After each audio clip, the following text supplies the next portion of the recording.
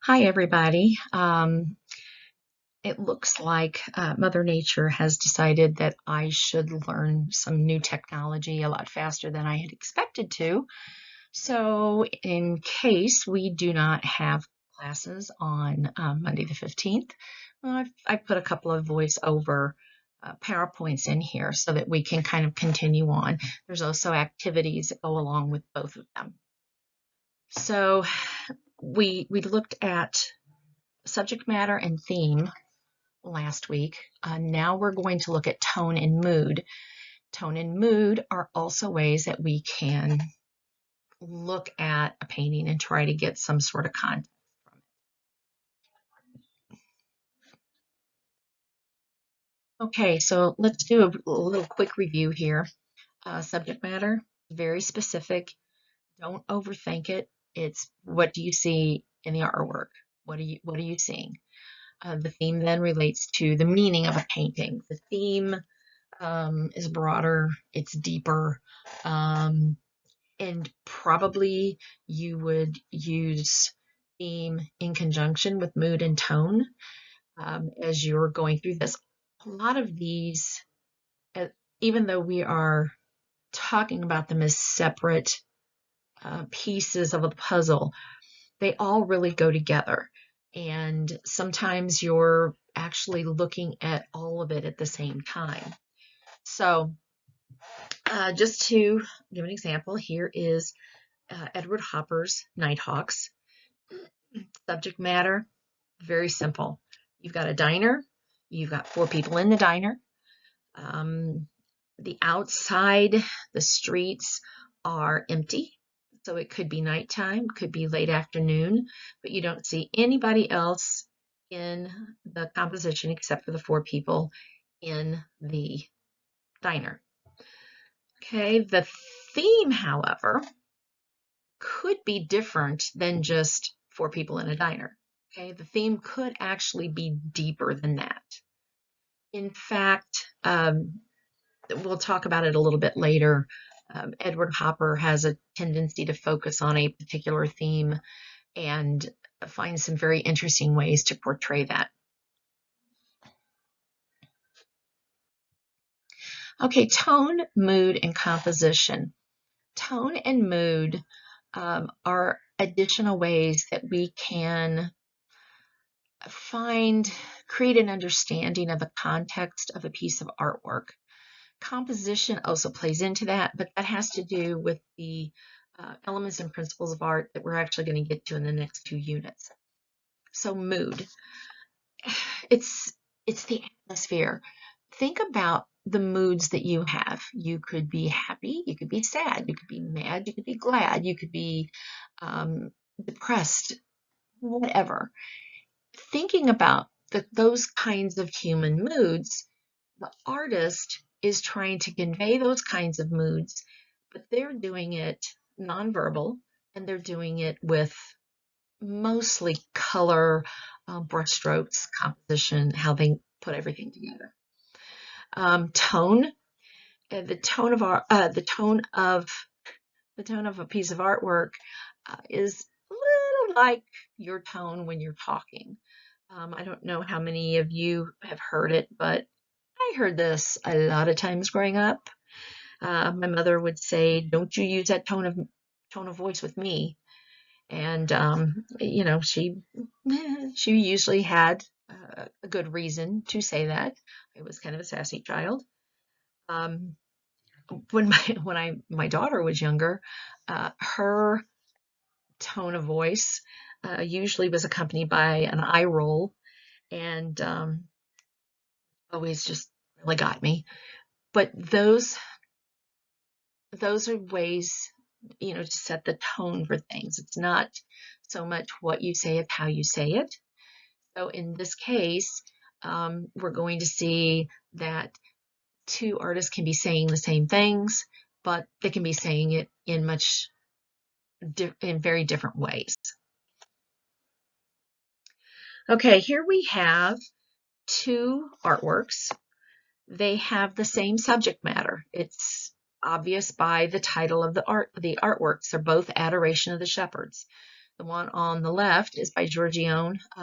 It was painted between 1505 and 1510. The one on the right was painted by El Greco in 1605. Now, as we look at things, looking at the subject matter, they're very similar. You've got two shepherds in the one on the right. You have what looks to be three shepherds in the one on the left. You've got Mary and Joseph, baby Jesus. You've got angels. The one on the left has little angel heads that are kind of peeking down from the upper parts of the painting. You can see some oxen or some cows that are, in the stable off to the kind of center right.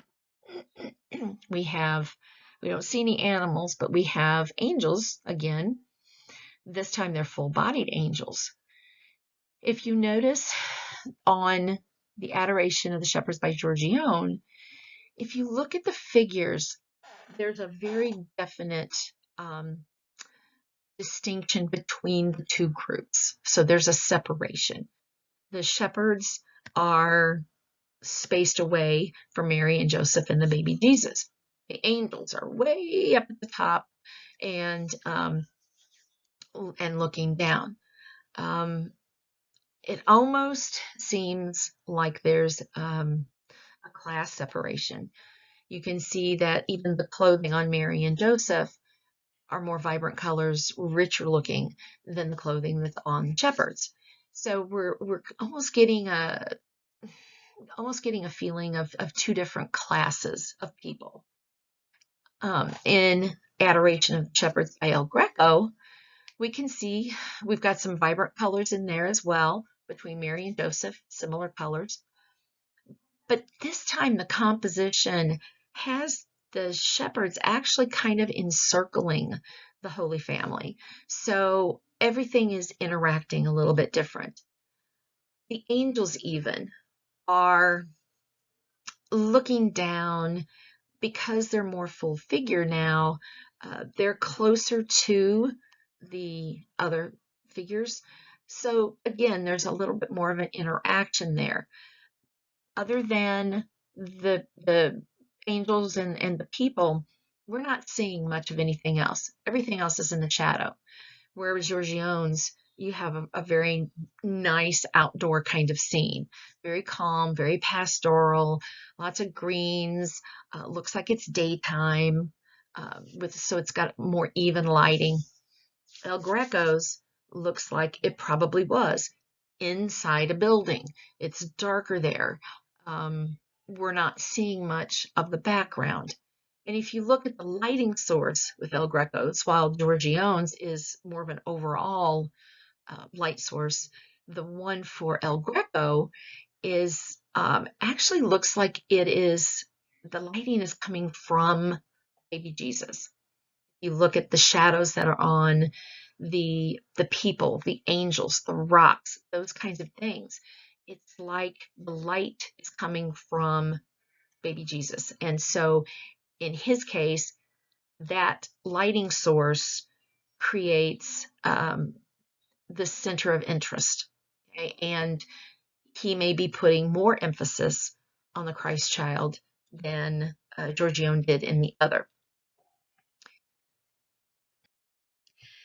Here again, we have two paintings. Interestingly enough, these are both paintings by Picasso. Picasso probably has the widest range of art styles of any artist. And he did, I don't know, a couple of dozen different mother and child artworks during different periods of his life. So we have Mother and Child done in 1902 on the left. We've got Mother and Child done in 1921 on the right. The one on the left is done during Picasso's blue period. It's obviously done in a lot of blue tones.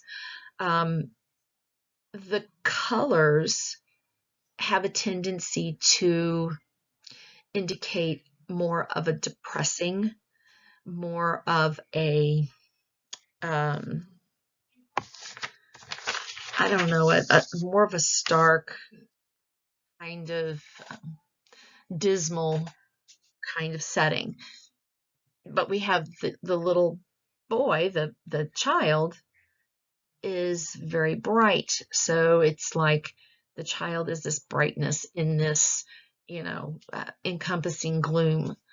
The one on the right was done post-war, post-World War I, and at that point he went back to more of a neoclassic style. So you see that the figures are modeled more realistically, but they are also very almost monumental in size and in the thickness of the figures themselves. 1921 was done soon after his own son was born, and so that might have influenced that particular painting. The one on the left, he had just visited a women's prison, and he saw the desperation of the women there, the horrible living conditions, um, and the whole deal with children being in that situation as well. So you see the mother kind of drab, but she's holding on tight to that child that is a lighter color, a brighter piece of the work. And she's holding on tight to that hope, that lightness.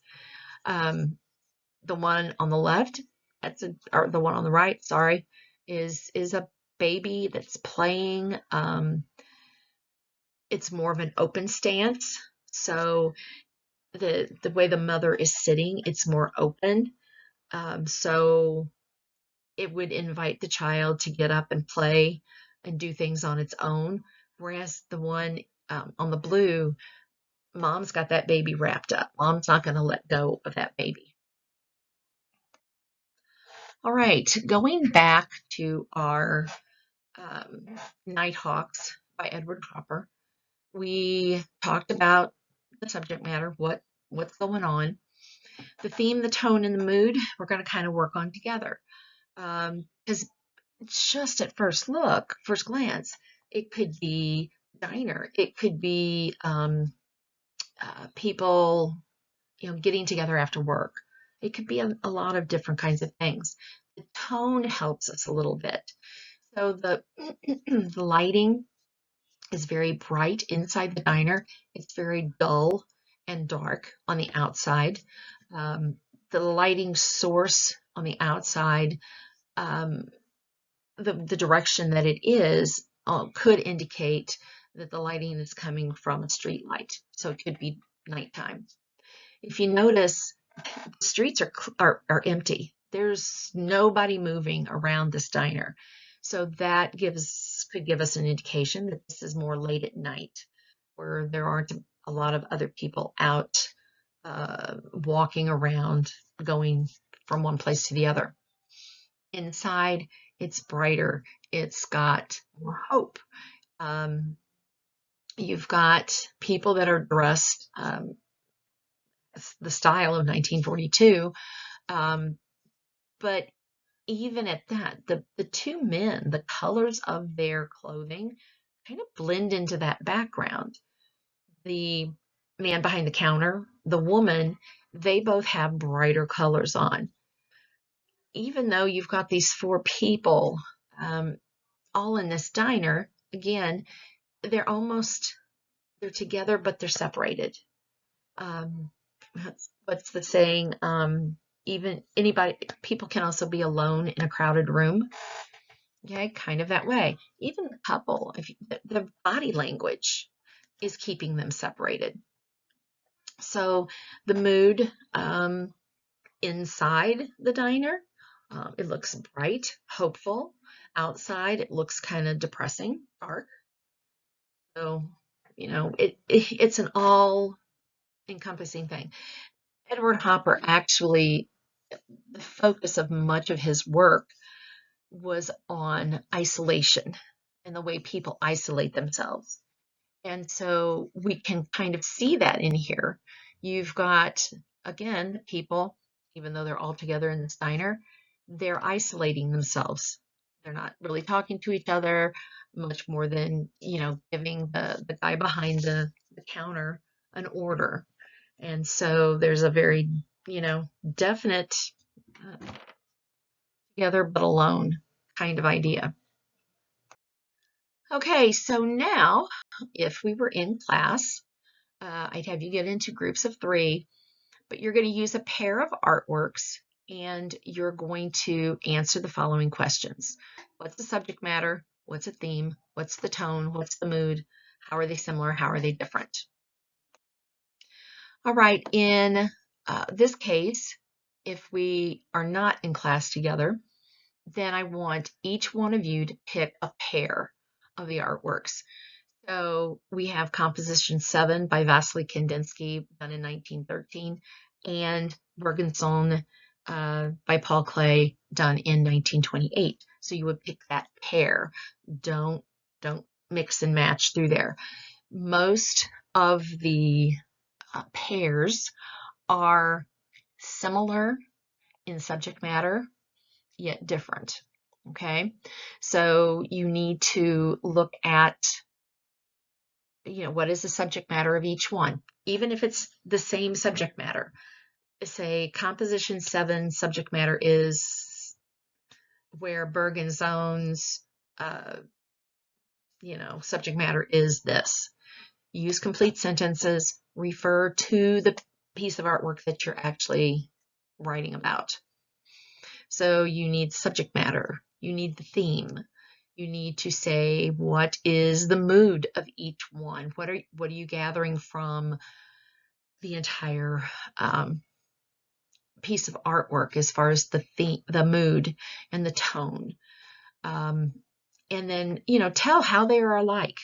They're probably alike in more ways than just in subject matter. So all of those kinds of things. So the theme or the subject matter, the theme, the tone, the mood, and how they're alike and how they are different. Okay. And that is actually in Canvas as an assignment. So you can go in there and you can actually type into the document, type in your answers to the questions. Please make sure that you indicate what the pair of artworks were. So if you did Dance of Life by Edvard Munch and Birthday by Marc Chagall, make sure you indicate that before you get into everything else, because that's going to help me, see that you're, fulfilling all the requirements. Please make sure that anything you are explaining, explain it fully. Okay? Don't skip any of the questions. Explain fully. The more thoroughly you can explain yourself, the easier it is for me to grade you, and also the better grade that you're going to have. So keep those things in mind.